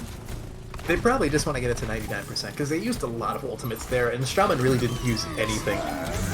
Oh, 99% you say. They want to bring it home. We see that High Noon inside the Immortality manages the D-Mech, the Diva, while the Monkey just continuously jumps in. That Coalescence is being used, hopefully trying to find any type of target talent being forced out into the back. But that Molten Core is so powerful. They finally switch over to a Hog, by the way, so they can make sure that if this Monkey tries to jump in, that's a yoink in the hook and you're gone.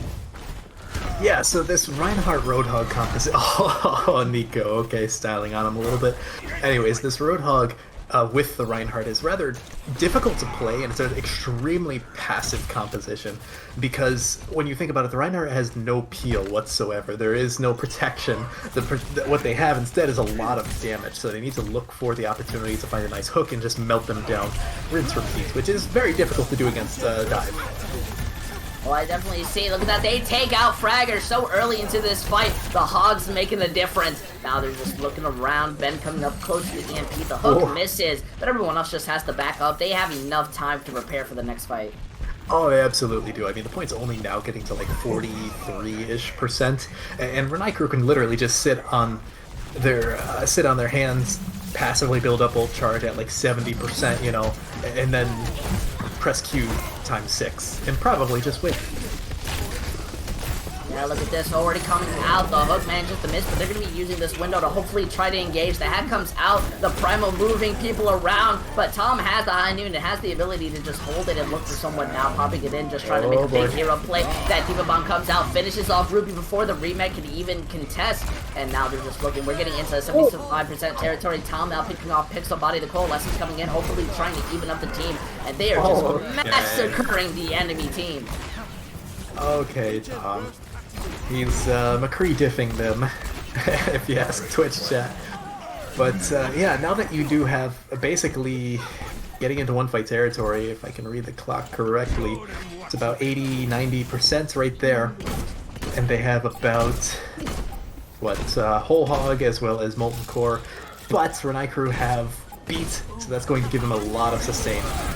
Yeah, I definitely agree. Look at that. The sound barrier comes in, manages to save Pixel, but Nico not being able to survive during this fight. Has the pulse bomb, going to be placing it into the back. They don't really notice it, so they don't touch it, but look at that. The Molten Core and Whole Hog are stopping people from even touching it, being able to shut down me on the point for Tom.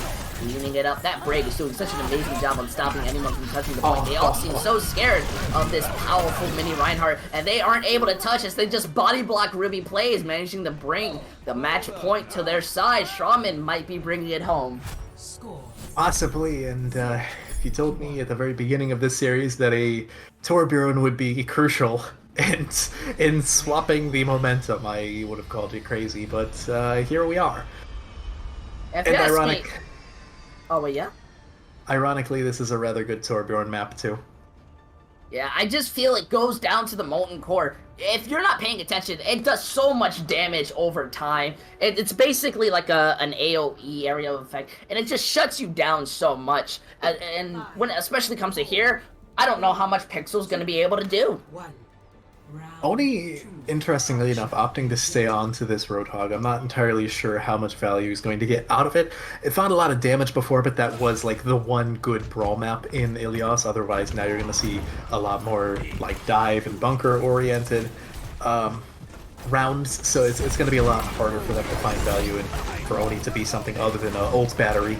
Yeah, look at that. Fragger going down dangerously low. Barely able to survive and get out of that. That's going to be great ult charge for Bucky. However, they're just going to decide to want to start rotating to the point. They have the ability to control it, especially with me on this Roadhog. Anyone who tries to get close has a hook coming for them, misses it out. And it's basically just them looking for some type of value and waiting for Fragger to engage in, so they can be able to make something. But that stun comes out, looking to just push in. They managed to find out Ben. Unfortunately, that's not going to be great for the Renai crew as Pixel dangerously goes low. That turret being able to poke people out. They're just not being able to contest it or shoot it at all. The anti may be able to hit too, but there's nobody that can run into it.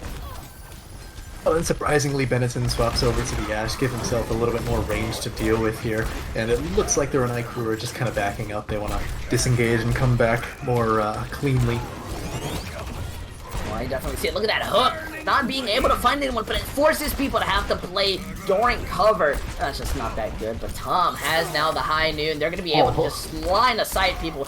Bucky does manage to get out that turret. That's going to allow them to be able to push in a bit more. Look at that, the Nano coming in with the high noon being used. They want to find someone out. The immortality making sure they stay alive even when they're anti. What an amazing use of abilities. The high noon unable to really find much, but that monkey comes back in. Bucky manages to find out Tom, but that maintains being short to protect their team. Look at that, such amazing use of shields as they're just blocking every form of damage, and everyone else is just looking to find an angle and stop them. The Echo having to almost fall off the map, and just to reset. It's so unfortunate coming out of Renai crew. Yeah, definitely. They're having a really difficult time dealing with the sightlines, in all honesty, of both the McCree and the Torb. They're just kind of getting poked out randomly, and it's not proving very difficult for Strammen to just kind of sit here, bunker up on point. We're already 83-ish% going up even further. We're already in one-fight territory, and they have plenty of ults to just hunker down. 88%, 90%, this is the moment you've been waiting for. They use that Molten Core so early, and they find out the Mercy with the hook. The Graviton Surge goes out with the whole hog, making sure that they can't even fully push in on it. They managed to get a big anti, but Raggar's now gone, and now they're just moving in. Be finding out they get the Echo, they get the Ashe, and this is the end, people! I'm so happy to tell you that it looks like STRAMMEBURSCHEN bring it back. I may not be able to pronounce their name, but at least they're continuing this season on a golden record. Yep, continuing on with a 4-0 match record, and what a way to end it out. I get the feeling they may be trying this Torbjorn more often if it's going to work out this well for them, because that was, quite frankly, just nasty. Fully believe that they just sat there and said, "Can I run Torbjorn?" and they just didn't argue against it.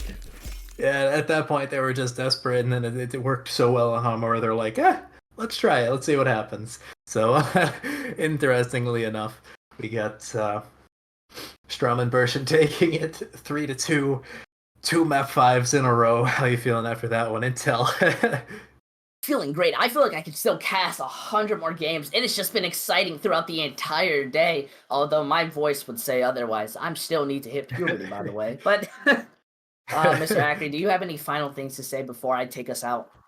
Just like the last game, this was so incredibly close. Both teams can be pretty proud of their performance thus far. They had high notes, they had low notes. But overall, I think they have a lot to learn and a lot to be happy with exiting this match. So, everyone listening in right now to the stream, I just want to remind you that ELO Hell, they're going into their playoffs. For the Valorant side, I definitely recommend checking it out. It's going to be a hoot. They're going into their semifinals, then it'll be grand finals. I definitely recommend it if you like Valorant, especially if you like great casting. Either way, make sure to hit that little heart if you enjoy the game. You can sub everything you want to. My name is username_Intel. That's Aggrinator. We thank you so much for joining us tonight's game, or today's game of